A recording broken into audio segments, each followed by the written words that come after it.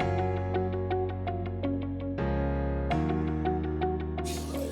pour reprendre l'après-midi, on a une après-midi assez chargée. On a le plaisir d'accueillir en début d'après-midi Florence Godino et Marie Courlaouen de April Technologies, April International. Oh, je vais me faire. De April International. Et le sujet d'April était assez intéressant de notre point de vue, puisque l'idée c'était de se dire pourquoi une entreprise comme April investit dans une application mobile au service de la relation privée. Et moi, c'était la question que j'avais envie de leur poser aujourd'hui. Et donc, je vous laisse applaudir Marie et Florence.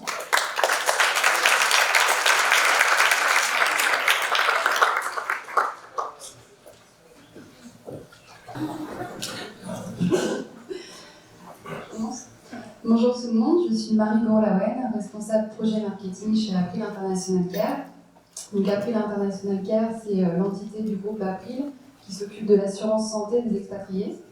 Et je suis également product owner de l'application EasyClaim qu'on va vous présenter plus en détail aujourd'hui. Bonjour, moi je suis Florence Godino, je suis directrice marketing digital chez April International qui supervise en gros l'activité des filiales d'April sur la santé hors de France. Et puis je suis aussi animatrice du comité numérique groupe qui se trouve au sein d'April, accompagne les dynamiques de transfo et pas que sur de la création de chiffre d'affaires au sens top line, mais aussi par l'amélioration de la relation client. Et donc on a le plaisir de vous présenter comment on a digitalisé la relation client à l'international et vous comprendrez que sur ces populations ça a un bénéfice très particulier. Alors peut-être, alors je me trouve peut-être que je suis arrivée un tout petit peu en retard ce matin, mais ce matin j'ai l'impression qu'on a quand même beaucoup parlé e-commerce et génération de trafic et génération de business. Nous là clairement on est sur un positionnement un peu différent parce que c'est la relation client et qui crée aussi bien entendu par la digitalisation de la valeur. Peut-être quelques mots sur April pour planter le contexte, même si on est à Lyon, donc je sais qu'April est très connu ici, mais donc c'est un groupe d'assurance, de services en assurance qui fait à peu près un peu moins d'1 milliard d'euros de chiffre d'affaires. Qui est actif sur plusieurs branches de métiers. L'international n'est qu'un des métiers. Historiquement, il s'est beaucoup développé d'ailleurs sur l'assurance emprunteur, sur le dommage. Nous, aujourd'hui, on va vraiment vous parler d'une cible de clients très particulière qui sont alors dans notre cas, beaucoup les Français qui sont partis vivre à l'étranger et qui cherchent à avoir une protection d'aussi bonne qualité que ce qu'ils peuvent connaître avec la Sécu et les mutuelles, on va dire. Ou les contrats de santé privés complémentaires que vous connaissez tous, qui sont souscrits soit par vous-même, soit pour les entreprises. Et en fait, on va vous montrer comment la digitalisation d'une étape un peu particulière de la relation a permis de créer beaucoup de valeur. Alors de là, on ne va pas vous dire que ça a créé du chiffre d'affaires, mais on va vous montrer comment est-ce que c'est devenu quand même un service à très forte valeur ajoutée qui a permis d'améliorer notre positionnement commercial et puis qui a apporté beaucoup plus de fluidité dans nos relations. Donc April, je vous ai dit à peu près la taille du groupe. La santé internationale, donc vous voyez ce que c'est ce que vous devez faire quand vous, si vous demain, vous partez vivre, admettons, à New York avec votre famille ou à Singapour, que sais-je, et que vous allez vous rendre compte que le modèle de remboursement qu'on connaît en France grâce à la Sécu n'existe pas, et pour autant vous allez avoir les mêmes besoins. Alors on s'est dit qu'à la pause déjeuner, vous serez peut-être un petit peu fatigué au retour. À votre avis, du coup, une petite question juste pour se réveiller. L'opération d'une appendicite à New York, à votre avis, ça peut coûter combien si vous y allez là comme ça 10 000 Ouais, 20 000. Et 20 000, c'est pas un mauvais tarif. Donc tout ça pour dire qu'il y a vraiment un besoin, entre guillemets, de prévoir comment vous allez être remboursé dans ces moments-là, et que c'est des situations un peu stressantes et compliquées. Donc il y a un vrai bénéfice. Ce qu'on va vous raconter ici, c'est en gros aussi important de vous dire que dans des industries de services comme la nôtre, et il y en a plein d'autres, le sujet est un peu spécifique parce que contrairement à ce qu'on peut voir dans l'e-commerce traditionnel, le moment d'achat n'est absolument pas corrélé au moment de la consommation. Donc déjà ça c'est un truc un peu bizarre, ça vous commencez par payer, puis un jour vous allez avoir besoin d'utiliser le service. Ça change beaucoup de choses en fait dans la façon dont on peut voir le ratio entre ce qu'on investit sur de l'acquisition et ce qu'on investit sur de la rétention et sur le moment de vie du client, premier point.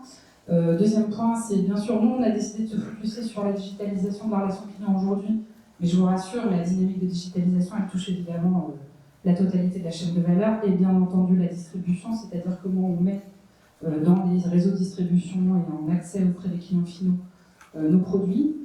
Mais comme le produit est très banalisé, alors on sait que comme ça peut paraître un peu fou parce que ça a l'air compliqué, l'assurance, mais en vrai, c'est rien d'autre que des bouquets de garantie avec des équivalences de prix, quoi, on va dire. C'est très très facile à copier, il n'y a pas beaucoup de différenciation sur le produit lui-même, et donc la façon dont on va vivre l'expérience en tant que client est en fait très très déterminante dans la valeur perçue que les clients peuvent avoir de ces services. Donc voilà pourquoi on a décidé de se concentrer sur la digitalisation de la relation client. Et puis, donc, je vous ai bien dit que la différenciation tenait là-dessus. Peut-être, du coup, une façon de vous présenter notre métier qui va peut-être vous étonner. Chez April International, du coup, on ne considère pas que notre métier, c'est de vendre des polices d'assurance à l'étranger. On considère que notre mission, c'est de donner accès à des réseaux de soins internationaux. Et vous allez voir que ça change un peu, du coup, la façon dont on a une proposition pour le client. Marie, on rentre dans le détail. Voilà, donc aujourd'hui on va vous présenter l'application mobile en question qui s'appelle EasyClaim. Donc, on va remonter à l'origine du projet. Finalement, quel était le besoin initial du client? C'est une démarche qu'on vous invite également à faire dans vos parcours clients. Quels sont les moments qui peuvent être un peu frustrants, sur lesquels il y a des fortes attentes, et où à la fois vous pouvez avoir des clients parfois insatisfaits. Donc nous, c'est comme ça qu'on a démarré le projet. Finalement, c'est très simple, c'est très basique ce qu'on dit. Mais il faut savoir qu'à l'origine, on était en 2015, donc il n'y a pas si longtemps, nos clients, pour des raisons juridiques, nous envoyaient toutes leurs factures médicales par courrier. Donc on est sur une clientèle expatriée, aux quatre coins de la Terre. Donc c'était pas forcément évident pour eux, c'était une grosse source de frustration, de stress. Parce qu'en fait, ils étaient parfois victimes des aléas postaux. Dans certains pays, c'était donc assez compliqué de nous envoyer leurs factures médicales, parfois long et surtout coûteux. Donc là, il y avait un vrai besoin qu'on connaissait, qu'on avait identifié. Et en plus de ce besoin, c'était un moment parfois délicat, donc des personnes, comme Florence expliquait, qui sont expatriées, qui découvrent un système de santé qui n'a souvent, parfois absolument rien à voir avec le système de santé français. Donc en pleine découverte, parfois dans une langue étrangère. Donc un moment assez difficile et donc une forte attente du client à ce moment-là. Dans l'assurance, ces moments-là, le client, tout simplement, ce qu'il souhaite, c'est du self-care, c'est éviter toutes les démarches, toutes les paperasses, toutes les formalités administratives, et donc pouvoir soumettre sa demande de remboursement le plus simplement possible, et sans coût, de façon rapide. Donc ça, finalement, c'est l'origine du projet, c'est ce qu'on appelle la killer feature, c'est la raison d'être de l'appli, c'est ce qu'on appelle l'e-claiming. Donc l'application a été lancée à l'origine avec cette fonctionnalité unique qui est l'e-claiming. Donc tout simplement la possibilité de prendre en photo ces factures et de les déposer, de nous les envoyer via l'application en quelques clics. Donc ça c'était finalement la version, la V1 de l'application qu'on a lancée. C'était uniquement de l'e-claiming. Et c'est comme ça qu'elle a trouvé son public, parce qu'elle répondait à un réel besoin. Derrière nous, il faut savoir qu'en plus, ces demandes de remboursement arrivent directement dans notre système de gestion. Donc pour les clients, ça veut dire déjà un envoi sécurisé, mais aussi un traitement plus rapide, puisque les données sont présaisies dans nos systèmes de gestion. Donc en gros, en termes d'expérience, ça visait vraiment à retraduire la qualité de ce que vous pouvez avoir quand vous avez la sécurité sociale française plus une complémentaire, quand tout est bien lié entre amis sur la complémentaire, sauf que ça paraît rien, mais en fait reproduire ça à l'étranger, c'est un très gros métier et ça suppose de pouvoir dématérialiser toute cette partie-là du processus. Voilà, exactement. Donc ça répondait à un fort enjeu et c'est également la thématique du jour, donc comment générer du chiffre d'affaires. Donc là, indirectement, ça en génère, parce que c'est clairement un avantage concurrentiel, ça répond à une vraie problématique de notre clientèle. Et donc progressivement, vous allez voir après, quand je vais expliquer le déploiement du projet, on a intégré des nouvelles fonctionnalités qui étaient également attendues. Mais aujourd'hui, l'e-claiming, et d'ailleurs c'est pour ça qu'on continue à l'appeler EasyClaim, l'e-claiming, c'est la fonctionnalité numéro 1 de l'appli, c'est la raison pour laquelle les clients y vont très régulièrement. Donc ensuite, on y a intégré de nouvelles fonctionnalités, et une des plus importantes, c'est notamment le fait de pouvoir rechercher des professionnels de santé, pas n'importe lesquels, c'est-à-dire qu'on ne va pas remplacer Amélie en France, L'objectif, c'est de mettre à disposition notre savoir-faire, notre connaissance sur les hôpitaux dans le monde à nos clients.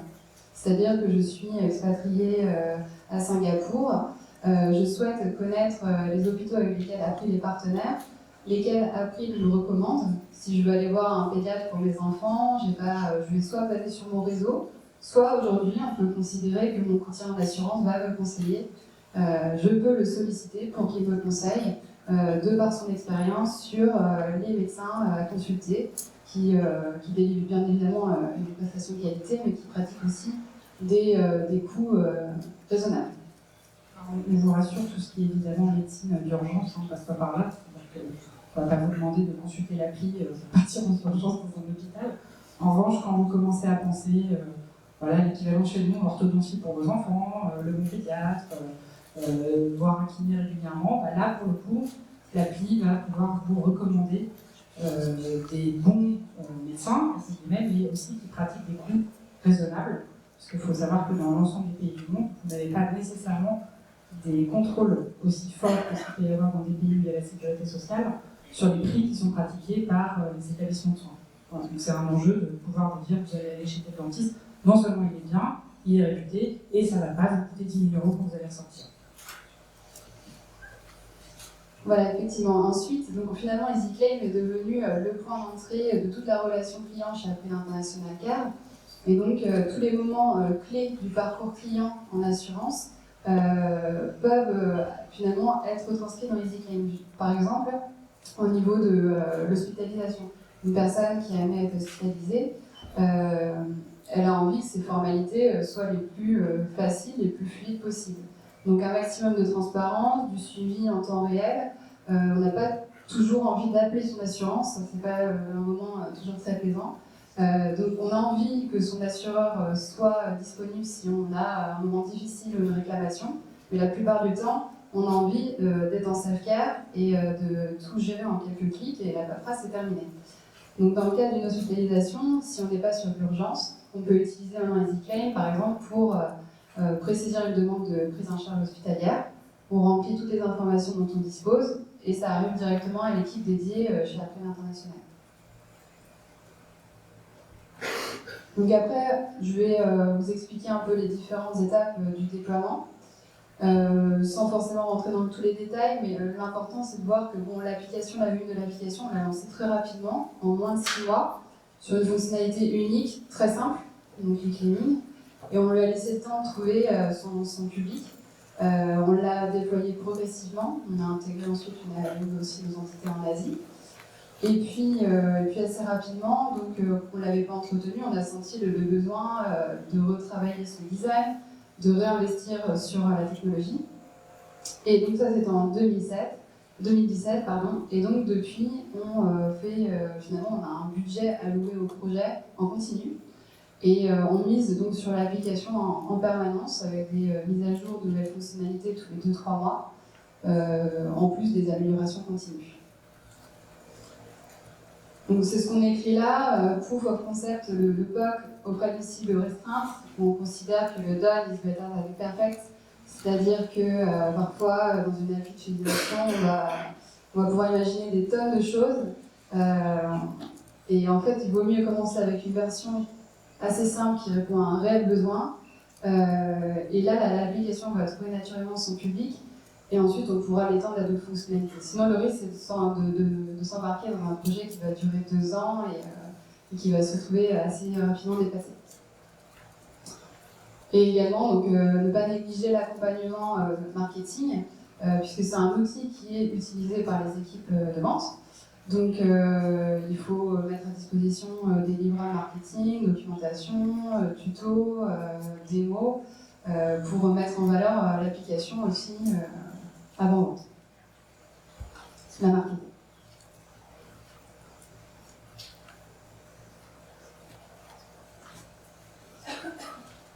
Voilà, donc là c'est un peu un résumé de ce que je viens de vous dire.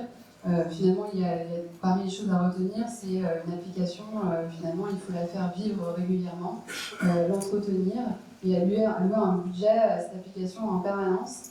Ne pas imaginer qu'une application, on la lance, on dédie des équipes à ce projet-là et qu'ensuite c'est terminé.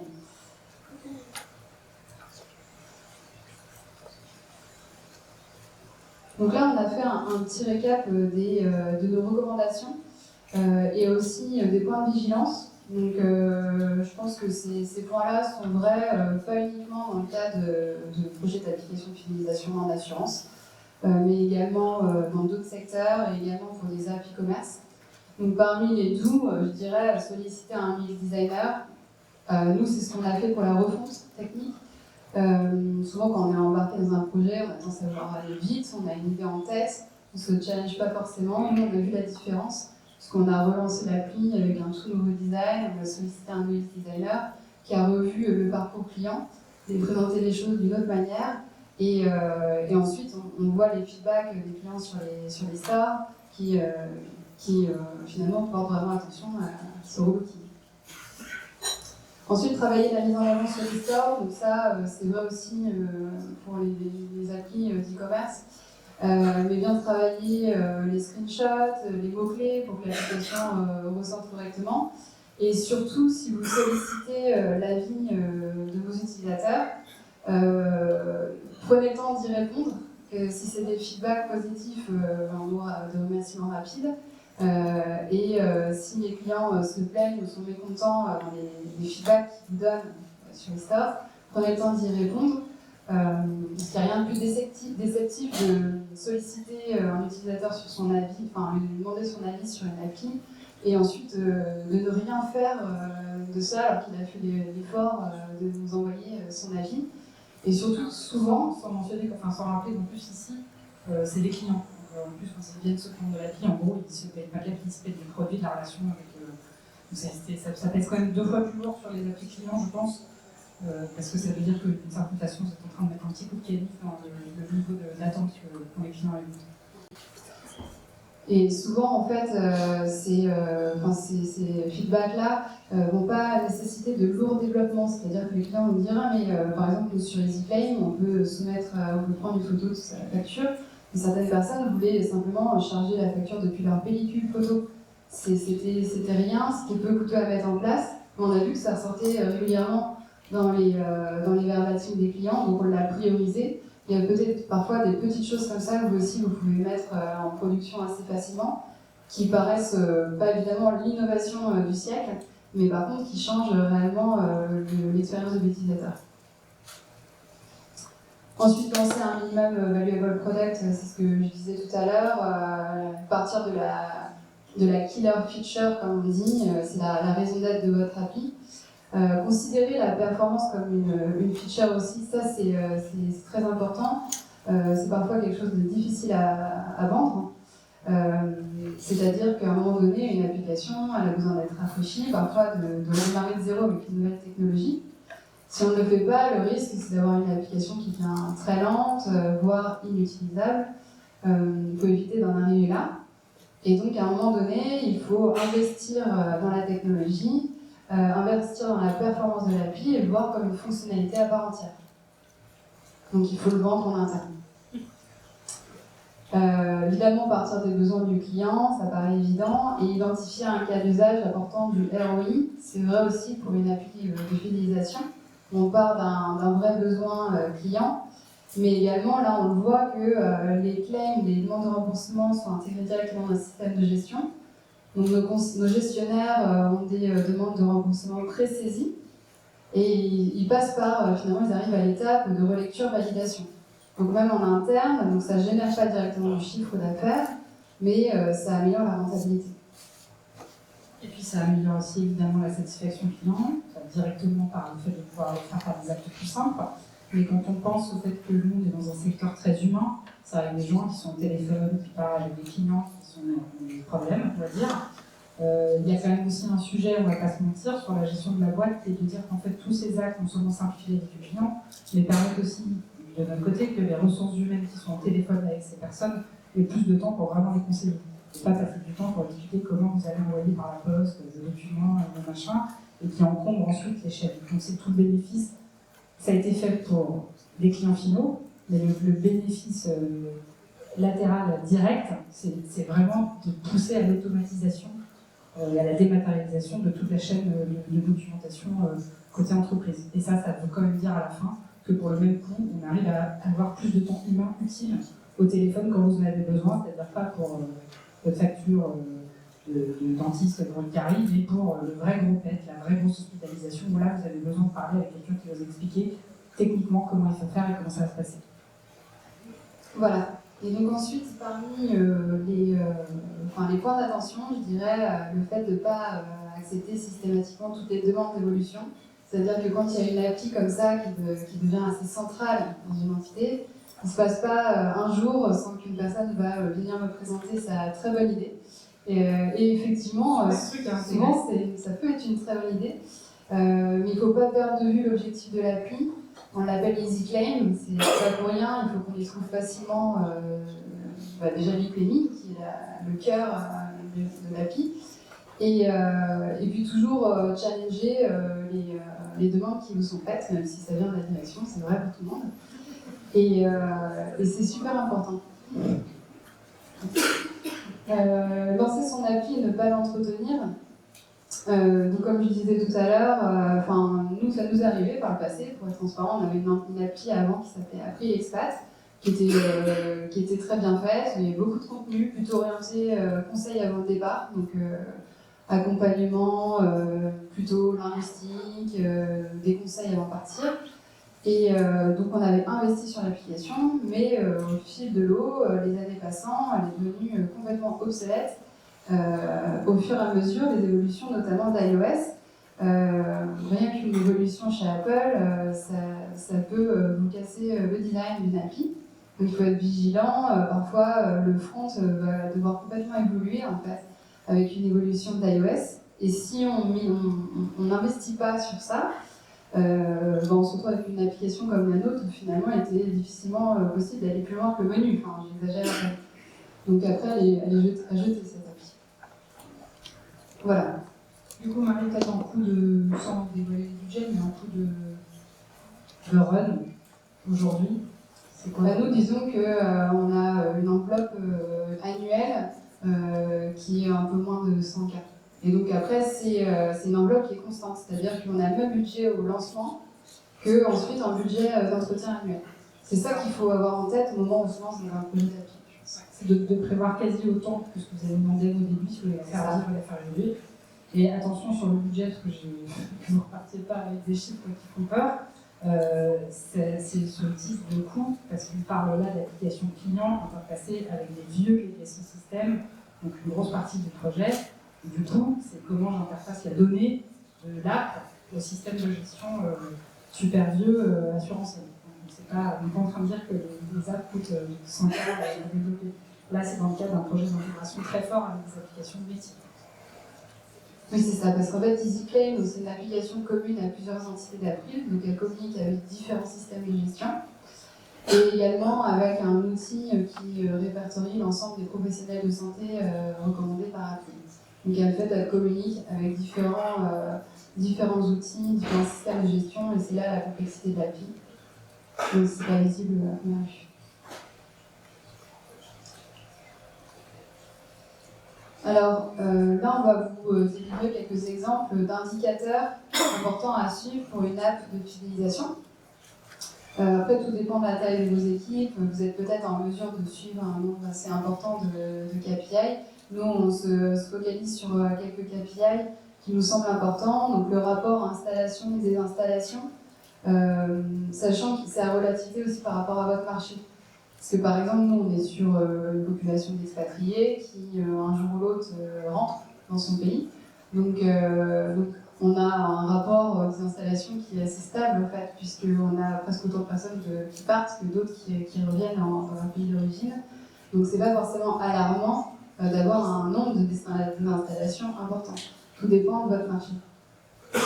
Et parmi les premiers motifs de désinstallation, il y a les lenteurs. On est habitué à avoir des services digitaux qui répondent quasiment en temps réel. Et donc aujourd'hui, c'est devenu inacceptable d'avoir une appli qui mouline pendant 10 secondes. Et ça fait partie des premiers motifs de désinstallation. Tout comme le caractère trop intrusif de notification.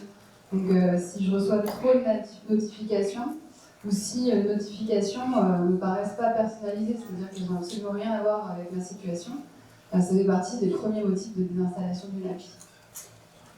Bien sûr, le taux de satisfaction de l'application, donc nous on envoie des questionnaires de satisfaction à chaud dans les 24 heures qui suivent la soumission d'une demande de remboursement. Bien sûr, avec des règles de pression qui font qu'on ne pose pas la question systématiquement à chaque demande de remboursement. Et ça nous permet à la fois de monitorer l'évolution de la satisfaction et également de se baser, encore une fois, sur les feedbacks négatifs pour améliorer l'appli en continu. Et puis, la vitesse d'adoption versus investissement publicitaire, donc ça c'est pour dire qu'en fait, sur une appli de fidélisation, on ne va pas forcément investir un budget publicitaire. Une application qui répond à un besoin réel et à une frustration client va naturellement trouver son public. Voilà. Et puis en critères non négligeables mais non mesurables, je dirais qu'il y a tout simplement le fait que il ne se passe pas une journée sans que notre équipe de front client reçoive des appels sur EasyClaim, comment l'utiliser, c'est devenu un outil incontournable. Puis en bénéfice, si on se raccroche au sujet de comment ça génère du chiffre d'affaires, clairement à la fin ça devient quand même un argument commercial, c'est-à-dire évidemment c'est une appli qu'on met entre les mains de nos clients, mais in fine, pouvoir promettre ce type de relation devient un argument commercial, on peut se le dire, hein, c'est maintenant fondamental dans les appels d'offres qu'on fait, et ça pèse lourd hein, dans la capacité à convaincre parce que ça touche en fait chez nous la vraie façon de consommer le produit. Donc il y a quand même un retour qu'on ne sait pas mesurer. Je ne sais pas vous dire combien exactement ça rapporte, mais clairement, d'être capable de présenter ce type de produit permet à la fin aux commerciaux d'être beaucoup plus à l'aise quand ils ont à expliquer ce qu'ils vont vendre dans un contrat d'assurance, quand on est capable d'avoir ça, et d'expliquer que ça va à ce point simplifier votre vie à l'étranger, ça devient un vrai argument commercial. Voilà, donc je vais vous la montrer rapidement pour la projeter, parce que ce serait dommage de parler de l'application pendant une demi-heure sans vous montrer réellement à quoi elle ressemble. Et puis après, je reprendrai la présentation pour conclure sur les points importants à retenir. Comment ? Ouais, je pense.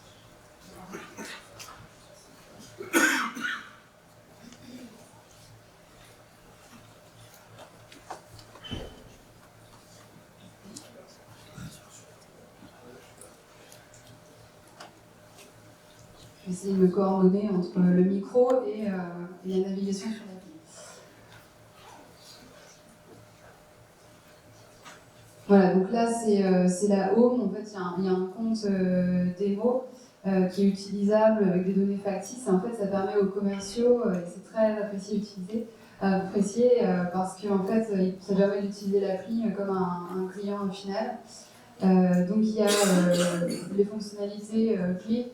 Je ne sais pas si vous voyez très bien, mais donc le fait d'être remboursé, c'est là. Donc pour saisir sa demande de remboursement, on saisit tout simplement la date, le montant.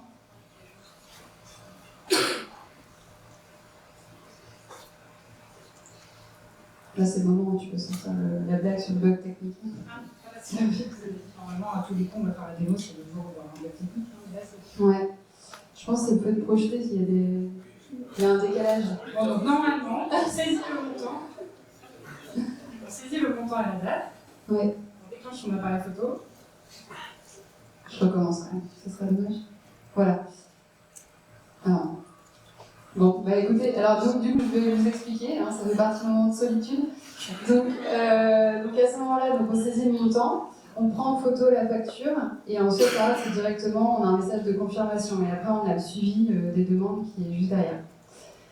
Donc ça c'est pour la partie pour ceux qui sont vraiment intéressés par là. Oui, je peux vous montrer montrer la la version de démo si vous la téléchargez. Ça s'appelle EasyClaim après EasyClaim. Ouais. Et si vous la téléchargez, n'étant pas client, vous ne pourrez évidemment pas tout mettre les trucs, je le dirais, mais par contre vous pourrez voir une vraie version de démo complète. Ou même à la pause, vous pouvez venir vous voir, vous verrez que c'est pas faux, c'est pas factice. Non, et en plus il y a un temps de décalage avec ça. Donc après, il y a la partie carte assurée. Donc là, c'est pareil, on a dématérialisé le service de carte assurée. En fait, une carte assurée qui est à présenter auprès des hôpitaux, par exemple, avant de prise en charge. Donc chacun des bénéficiaires peut consulter et télécharger sa carte. Également, là, on a la possibilité de demander un accord de prise en charge hospitalière, dont je vous parlais tout à l'heure. Donc c'est un formulaire assez simple. Et puis la partie trouver un médecin, c'est celle-ci qui est connectée à notre base de données. Et donc on peut faire une recherche par ville ou par type de profession. Et donc là, on arrive sur une liste de professionnels de santé qu'on recommande par exemple à Singapour, parce que j'ai choisi Singapour. Et donc ça ne va pas être une base de données qui va comporter 10 000 prestataires, parce que l'objectif c'est de présenter que ceux pour lesquels on a eu une expérience avec eux, on a pu les qualifier et on sait qu'on les recommande. Et donc on a accès aux détails, ah oui, on voit vraiment très mal. On a accès aux détails de la fiche. Mais comme disait Florence, je vous invite à, si vous voulez la télécharger ou à venir me voir quand je vous montre l'appli. Alors Marie, du coup, les 3 grands conseils pour ceux qui voudraient se mettre à développer leurs clients. Alors, donc pour conclure, les 3 points importants à retenir, je pense, en tout cas pour vous, parce que là on parle de l'assurance, mais je pense qu'il y a des choses transférables dans d'autres secteurs, c'est de partir de la killer feature, la raison d'être de l'appli, quelle est l'attente forte de vos clients sur votre parcours client, et vous savez que ça peut être générateur d'insatisfaction. Tout simplement, partez de là et essayez pas forcément de partir sur une application qui comporte une innovation ou quelque chose d'assez complexe. Parfois, c'est assez simple. Après, vous pouvez l'enrichir, ajouter des nouvelles fonctionnalités. Mais voilà, partir tout simplement de la base. Ensuite, allouer un budget en continu à l'application. Une appli qui n'évolue pas régulièrement finit par mourir. Et enfin, ne pas sous-estimer l'effort technique.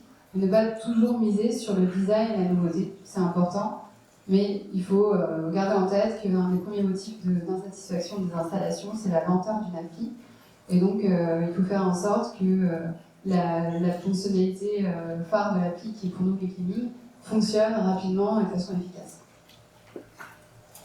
Donc du coup, pour conclure, on peut peut-être vous dire qu'aujourd'hui, Marie, 80% des clients utilisent cette app.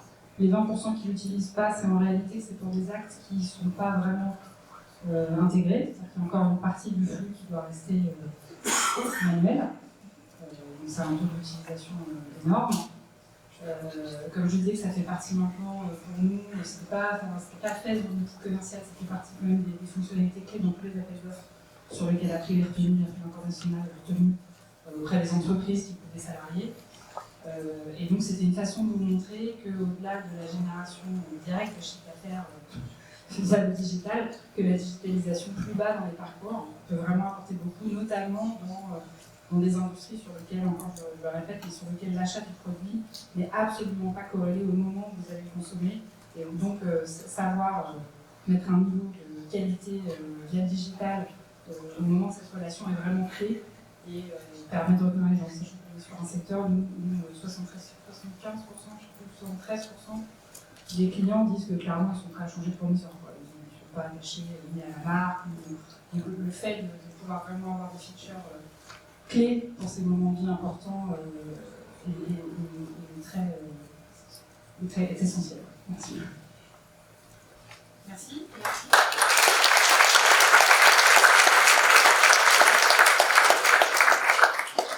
Est-ce qu'il y a des questions?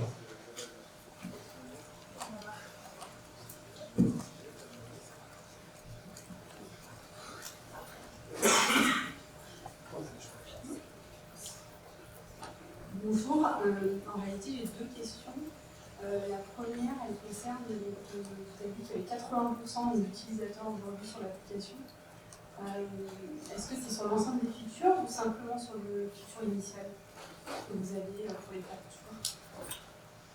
Les 80%, ça concerne les Clickming. Donc, ça concerne les Clickming. Voilà.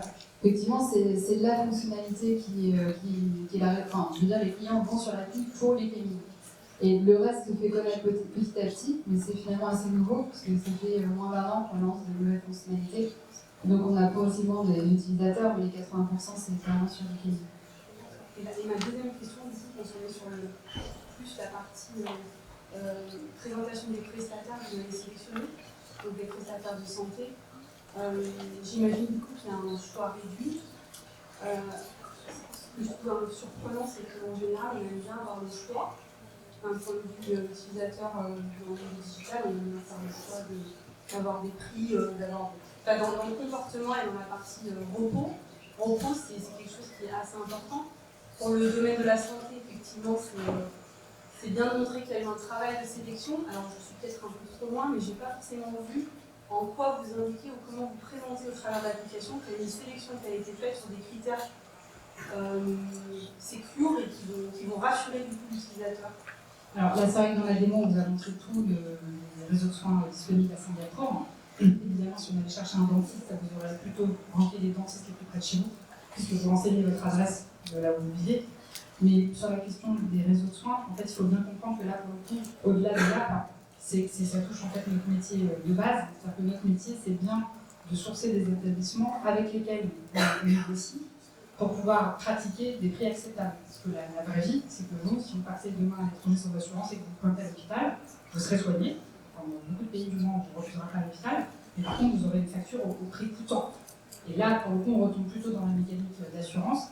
Et vous avez pointé du doigt évidemment un enjeu qui est plus on arrive à élargir les réseaux, plus on a des chances d'avoir les bons accords avec les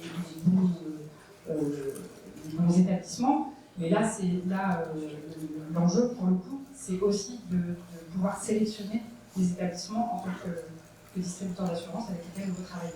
Ce qui n'existe pas, évidemment, dans les pays où il y a la sécurité sociale et les complémentaires santé. À l'étranger, c'est effectivement une grosse partie du jeu, notamment sur la valeur de ce qui vous soignez, c'est-à-dire de pratiquer des prix acceptables. Pour tous,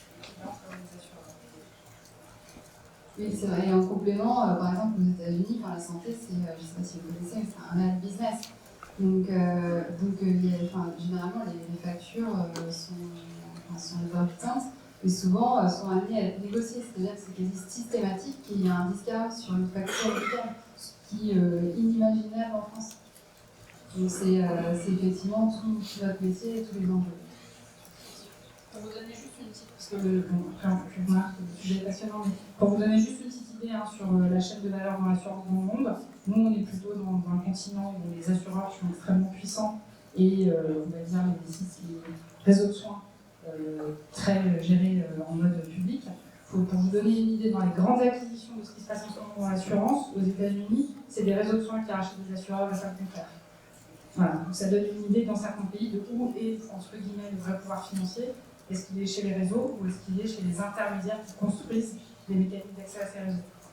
Donc évidemment, dans ce sens-là, pour faire monter les prix, plus personne ne contrôle à la fin combien le client devrait vraiment payer. Est-ce qu'il y a d'autres questions?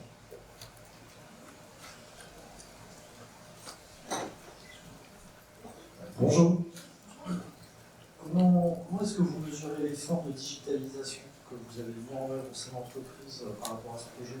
C'est-à-dire l'effort que ça a représenté, que vous avez fait poser sur les équipes. Ça a utilisé combien de développeurs, par exemple, sur quel modèle? Combien de développeurs Alors, on a des équipes assez restreintes en fait à Paris. Après l'International Care, on est 130, donc c'est quand même des équipes à taille humaine. Il y a des développements qui sont faits en interne, donc toute la connexion avec le système de gestion est développée en interne. Donc on a 2-3 développeurs avec qui on travaille en particulier sur ce projet-là, donc qui connaissent en particulier l'outil. Après, moi je suis product owner, on a une personne qui est plus chef de projet et qui pilote le projet avec l'agence. On travaille avec une agence les équipes sont à Nantes. Et donc cette agence-là développe tout le front. Et après en Asie, on a également des développeurs, donc 1 ou 2 développeurs en Asie qui eux font la connexion avec le système de gestion en Asie. Donc je dirais une équipe de 10-15 personnes. Est-ce que vous êtes capable de quantifier par un pourcentage ou un ratio en termes d'effort d'investissement sur ce projet, sur ce que ça représente comme effort à fournir par l'entreprise pour aboutir ce projet en termes de digitalisation?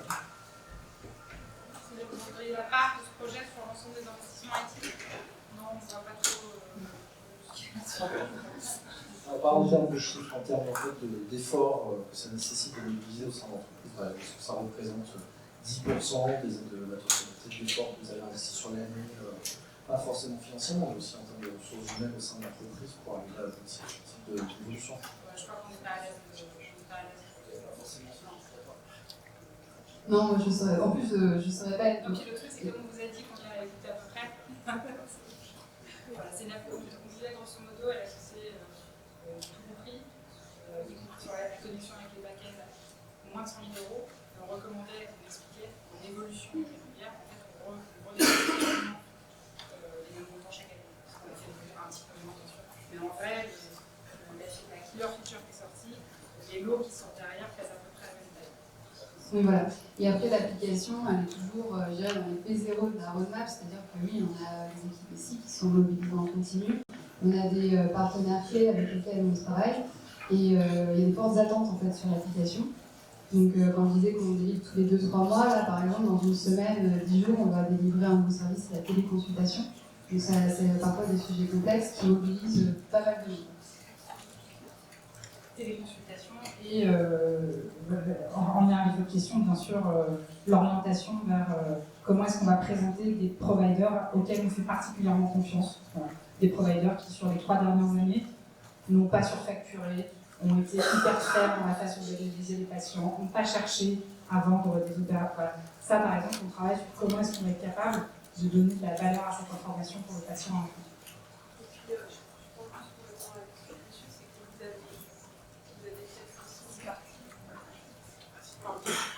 Pour rebondir sur la question de monsieur, le fait que vous ayez aussi les ressources qui sont en interne, et c'est rare, je pense que sur ce type de domaine d'activité, il y a des cellules digitales par exemple, qui sont intégrées à des groupes d'assurance, alors qu'en général, sur des grosses structures comme celle-ci, on va travailler avec des partenaires ou des agences spécialisées en développement d'applications. Donc du coup, les ressources, c'est ce que j'imagine, c'est beaucoup plus facile entre guillemets à supporter, puisque c'est quand même du in-house, c'est pas forcément externalisé. Oui. Oui, c'est un mix des deux. Une agence et des ressources. Je pense qu'on peut applaudir Florence Marie.